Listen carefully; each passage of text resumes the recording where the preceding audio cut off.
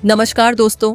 देश की राजनीति से इस वक्त की सबसे बड़ी और सबसे ऐतिहासिक खबर सामने आ रही है और यह खबर विपक्ष के लिए उनके राजनीतिक अस्तित्व का सबसे बड़ा और सबसे खतरनाक संकट है।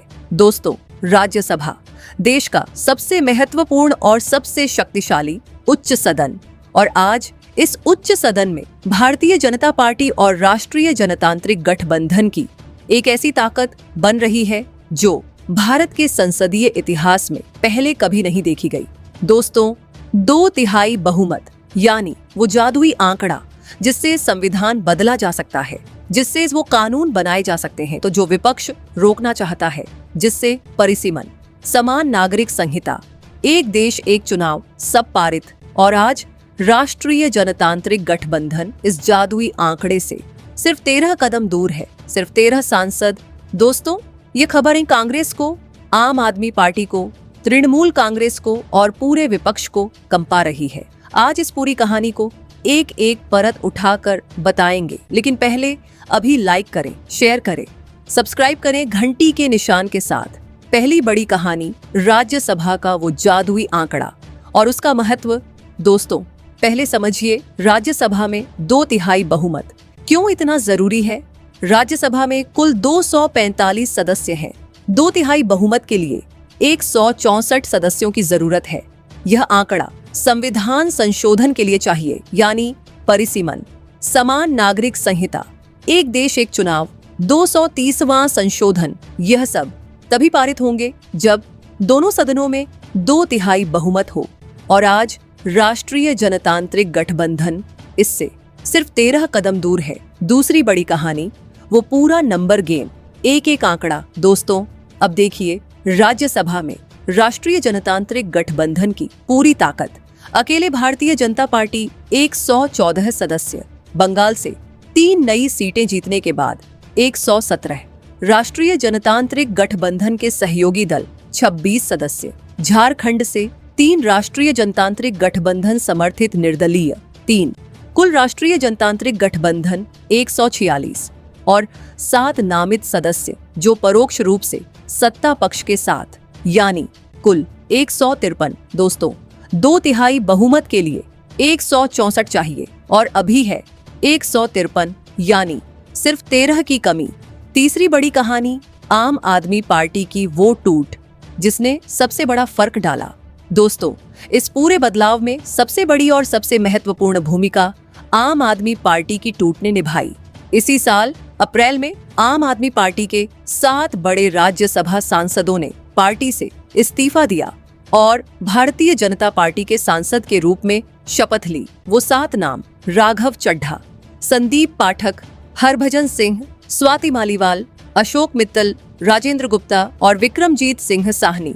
दोस्तों, एक झटके में से 7 सांसद आम आदमी पार्टी राज्यसभा में लगभग खाली हो गई और राष्ट्रीय जनतांत्रिक गठबंधन 7 कदम और आगे बढ़ गया। चौथी बड़ी कहानी, तृणमूल कांग्रेस की वो टूट और 3 और सीटें।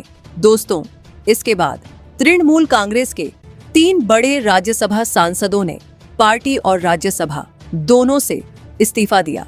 सुखेंदु शेखर राय, सुष्मिता देव, प्रकाश चिकबराइक, और इन तीनों ने भारतीय जनता पार्टी में शामिल होकर 24 जुलाई के राज्यसभा उपचुनाव के लिए भारतीय जनता पार्टी के उम्मीदवार के रूप में नामांकन भरा। दोस्तों, बंगाल में भारतीय जनता पार्टी के 208 विधायक हैं। 3 सीटें जिताने के लिए 210 की जरूरत और बाकी तृणमूल के 60 से ज्यादा विधायक भी 7, यानी तीनों सीटें बिना किसी संदेह के भारतीय जनता पार्टी जीतेगी और राज्यसभा में भारतीय जनता पार्टी की संख्या 117। पांचवी बड़ी कहानी, तृणमूल के बचे हुए सांसद और वो अगले 3-4। दोस्तों, और अब सबसे बड़ी और सबसे चौंकाने वाली खबर, राजनीतिक गलियारों में एक और बड़ी चर्चा है। तृणमूल कांग्रेस के बचे हुए 10 राज्यसभा सांसदों में से 3 या 4 बहुत जल्द पार्टी से अलग हो सकते हैं। दोस्तों, ममता बनर्जी की पार्टी अभी हर स्तर पर टूट रही है। विधानसभा में 60 विधायक बागी, लोकसभा में 20 सांसद एनडीए के साथ, राज्यसभा में 3 गए और अब 3-4 और जाने की पूरी संभावना। और अगर यह हुआ तो राष्ट्रीय जनतांत्रिक गठबंधन को 2/3 बहुमत के लिए सिर्फ 7 या 8 और सांसद चाहिए। छठी बड़ी कहानी, वो 13 सांसद कहां से आएंगे? दोस्तों, अब सवाल यह है, बाकी 13 सांसद कहां से आएंगे? राजनीतिक जानकारों के अनुसार पहला रास्ता तृणमूल के बचे हुए सांसद 3 से 4 और आ सकते हैं। दूसरा रास्ता कांग्रेस के बागी सांसद। कांग्रेस में 15 से 20 सांसद ऐसे हैं जो वोटिंग से गायब रह सकते हैं। तीसरा रास्ता न्यूट्रल पार्टियों का समर्थन, YSRCP, बीजू जनता दल, भारत राष्ट्र समिति, ये सब मुद्दा आधारित समर्थन देती हैं। चौथा रास्ता आने वाले राज्यसभा चुनाव।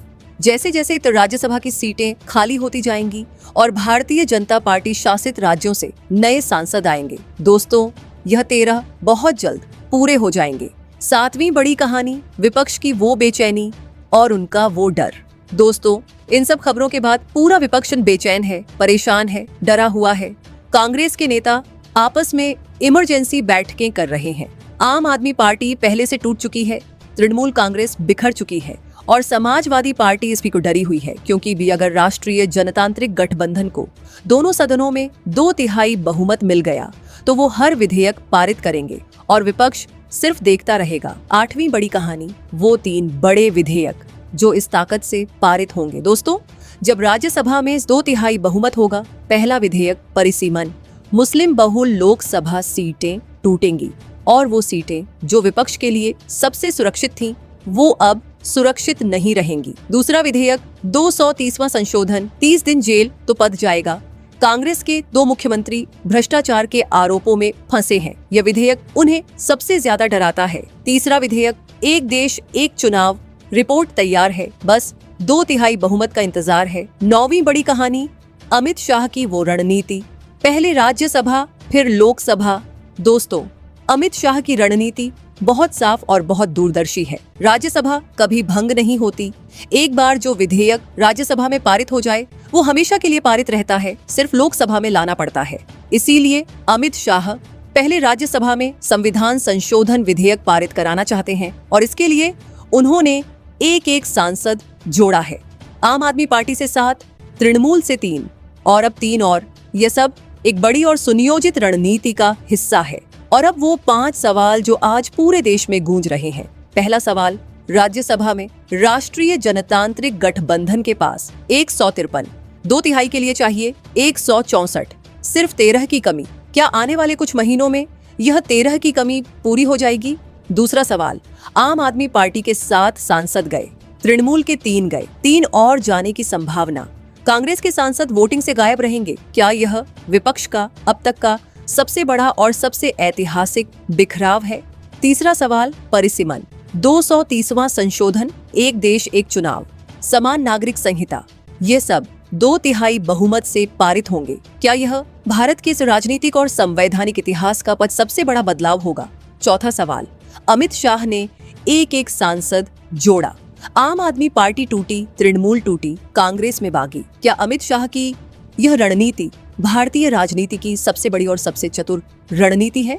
5वां और सबसे बड़ा सवाल, राज्यसभा में 13 की कमी, तृणमूल के और सांसद जाएंगे, कांग्रेस के सांसद वोटिंग से गायब रहेंगे। क्या 2026 खत्म होने से पहले राज्यसभा में राष्ट्रीय जनतांत्रिक गठबंधन को 2/3 बहुमत मिल जाएगा? दोस्तों, ये कहानी भारत के संसदीय इतिहास के सबसे बड़े बदलाव की कहानी है।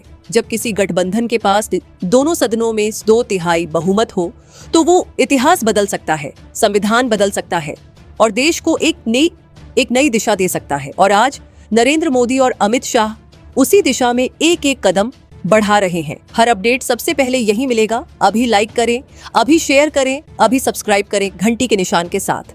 और दोस्तों, चैनल को ज्वाइन करें। एक्सक्लूसिव खबरें सबसे पहले आप तक पहुंचाने के लिए बने रहिए, क्योंकि संसद की यह कहानी अभी अपने सबसे बड़े और सबसे ऐतिहासिक पड़ाव पर पहुंचने वाली है। जय हिंद, वंदे मातरम, जय Shri Ram. Subscribe now and press the bell icon. Never miss an update.